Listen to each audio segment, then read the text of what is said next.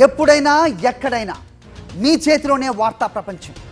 మీ మొబైల్లో, మీ కంప్యూటర్లో, మీ టీవీలో సాక్షి టీవీ డిజిటల్ ప్రసారాల కోసం లాగిన్ అవ్వండి www.youtube.com/sakshi-tv. సబ్స్క్రైబ్ సాక్షి టీవీ యూట్యూబ్ ఛానల్.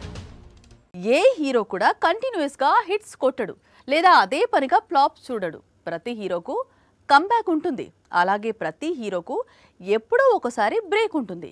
25 ఏళ్లుగా ఇండస్ట్రీలో ఉంటున్నాడు నితిన్. ఈ విషయం బాగా తెలుసు.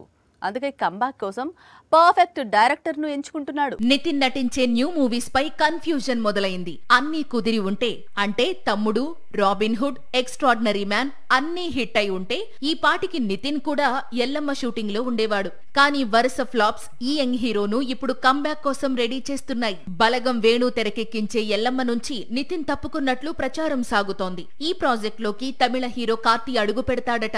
ఈ వార్తల్లో ఎంతవరకు నిజం ఉందో తెలియదు కానీ నితిన్ మాత్రం తన ఫేవరెట్ డైరెక్టర్ తో మూవీకి రెడీ అవుతున్నాడు. ఒకప్పుడు నితిన్ కష్టాల్లో ఉంటే ఇష్క్ లాంటి మూవీ తీసి తన కంబ్యాక్ కు కారణమయ్యాడు విక్రమ్ కుమార్. ఇప్పుడు సేమ్ కాంబో రిపీట్ అవుతోంది. కాకపోతే ఈసారి ప్రేమ కథ కాదు, స్వారీ పేరుతో స్పోర్ట్స్ బేస్డ్ మూవీ సెట్స్ పైకి వెళుతోంది.